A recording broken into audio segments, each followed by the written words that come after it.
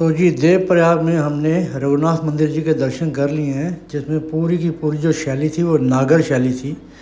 तो अब हम नीचे उतर रहे हैं संगम देखने के लिए। ये भागीरथी नदी है और दूसरी साइड से अलकनंदा आ रही है और कुछ ही दूरी पे जाके दोनों मिल जाती हैं और कुछ ही दूरी पे इनका नाम पवित्र गंगा पड़ जाता है। भागीरथी नदी का उद्गम स्थल है गौमुख, वो वहाँ से आती है, और जो अलकनंदा नदी है वो बद्रीनाथ के उधर से आती है।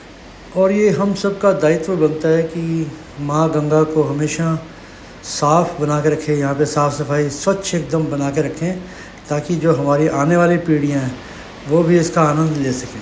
देवप्रयाग संगम से जुड़ा हुआ सबसे रोचक जो कहानी है ना, वो ये है कि इस नगर का जो नाम है प्राचीन ऋषि देव शर्मा के नाम पर रखा गया है, जिन्होंने हजारों वर्ष तक इसी स्थान पर ध्यान किया था।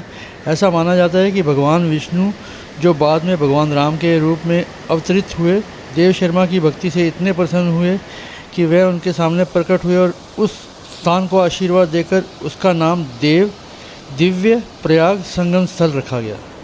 इस कहानी को सुनने के बाद मेरे को अपने ऊपर भी बड़ा फ़ख्र हो रहा है कि मेरे नाम के आगे भी शर्मा लगता है।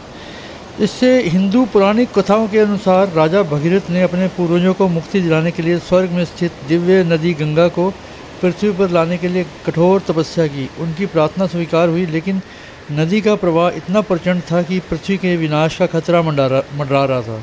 इस प्रभाव को कम करने के लिए भगवान शिव ने उग्र जल को अपनी जटाओं में धारण कर लिया। तब नदी दो भागों में बट गई और दिव्य धारा ने गंगा नदी के रूप में पृथ्वी पर अपनी यात्रा शुरू की। रामायण काल के अनुसार लंकापति रावण का वध करने के बाद भगवान श्री राम को एक ब्राह्मण रावण की हत्या का पाप लग गया था। इस पाप को मुक्ति पाने के लिए नारद मुनि ने उन्हें देवप्रयाग जाकर तपस्या करने की सलाह दी थी। भगवान राम ने यहाँ अलकनंदा और भागीरथी के संगम पर कठोर तपस्या की थी, और यह भी माना जाता है कि भगवान राम के पिता दशरथ ने भी पुत्र प्राप्ति की कामना के लिए इसी पवित्र स्थान पर घोर तपस्या की थी। तो बड़ी सारी कहानियाँ जुड़ी हुई हैं इधर से। तो जी ये थी हमारी देवप्रयाग संगम की यात्रा। आशा करता हूँ आपको अच्छी लगी होगी। फिर आपसे अगले वीडियो में फिर मिलते हैं। तब तक के लिए दीजिए इजाज़त और हर हर महादेव।